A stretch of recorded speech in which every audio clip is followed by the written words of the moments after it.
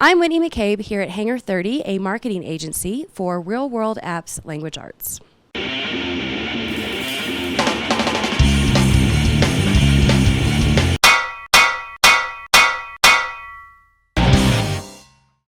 All right, Ryan, tell me about yourself, your name, your position, what do you do here? Sure. My name is Ryan Woodhouse. I am a content and product specialist for Hangar 30.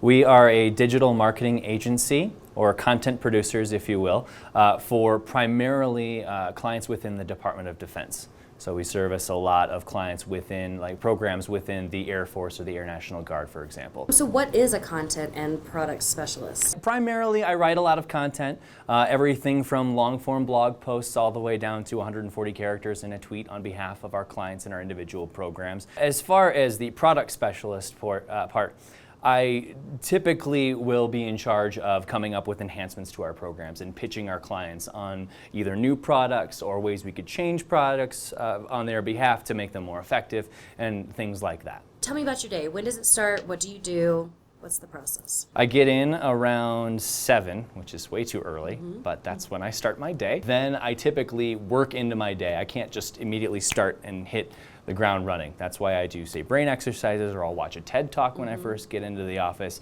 and then I'll start with something that comes most natural to me. One of my duties around here is I'm the resident social media expert. So I'm actually in charge of and run several of our social media campaigns for our different products. So how long have you been a content and product specialist? I've spent the last 5 years in digital marketing, but I've actually only been here for about 3 months. What was your undergrad degree? I did journalism and mass communication with a strategic communication focus at the University of Wisconsin. Go Badgers. So were you always attracted to this type of work? I was pretty convinced that I was going to do something in medicine. And then in high school, I got a job working for the local NBC station in my hometown, and actually ended up working as a reporter for the teen magazine show. Did you always want to write, or have you always enjoyed writing? I always enjoyed talking more than I did writing. And that's kind of how I think my writing style developed. I've always been more conversational in my writing, as opposed to, say, technical writing, where you have to reference a lot of facts and figures and be very, very strict with your speech and your word choice. So how important was what you learned in your English classes in high school and college to what you do today? It is definitely important. A lot more than I would have thought is in working with people and client relations and finding out exactly what it is that your clients are after. And obviously a lot of the basic concepts and things that I've learned through language arts classes in both college and in high school are directly applicable. I mean, you can have the best idea in the world, and if you can't accurately describe it to someone, then it's pointless. Then you don't have, then you may as well not even have an idea. What do you think students that maybe want to go into this field while they're in high school, what should they be focusing on? I think my number one piece of advice would be to practice brevity. That's been a big thing, especially since we've transitioned more into social media marketing. So being able to use as few words as possible. Word choice is key, and learning to be as brief and as concise with your word choice and your writing and your work. What would you recommend to a student that's facing writer's block? The first thing I do is take a step back. It's almost like if you have a problem with an app on your smartphone, turn it off, turn it back on. Take a step back. Take a breath, go do something else for 10 minutes, and then come back, and all of a sudden, a lot of times for me, something will spark. When you're writing a story for an ad campaign, do you write a story? Do you write a script? How do you start, and then what does it become? It starts with knowing the expectations of the client. Finding out exactly what it is they're looking for is item number one, and then we find the best way to attack that problem. How closely do you stick to the rules of grammar and English when you're writing copy?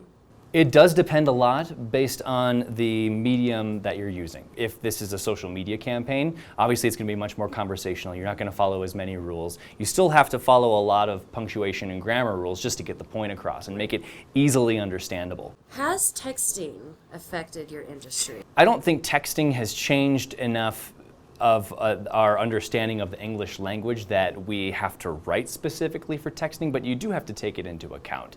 You have to be mindful of the way somebody who is texting and having a conversation solely on their phone without actually speaking to another person or reading a long-form sentence, how they're going to read and interpret a statement. What other school subjects do you use in your profession that might surprise us? I do a surprising amount of math. In creating campaigns, and a lot of different tools that we create for our apps deal with financial calculators and things like that. So a lot of math goes into creating that content. So, are you a grammar nerd? Would you call yourself a grammar nerd? Yes. It has made Facebook almost unbearable. Yeah, I agree. Not having proper grammar and punctuation, it drives me nuts, seeing that day in and day out. What do you think of Weird Al's word crimes video? That is my jam. Do you have a favorite punctuation mark? Oh, the exclamation point. Oh, really? Uh-huh. Mine's a semicolon. Absolutely. Why? Just Wonder What do you do Woman. with the semicolon? She can work on her own. She I doesn't need a suppose. conjunction. Fair She doesn't need a enough. capital letter. Fair enough. All But if you around. flip it upside down, it doesn't mean the same thing in a different language. So thank you so much for spending your time with us today. We know that all of our watchers are going to appreciate this real-world application of language arts. Thank you so much for having me. Thank I you. appreciate it.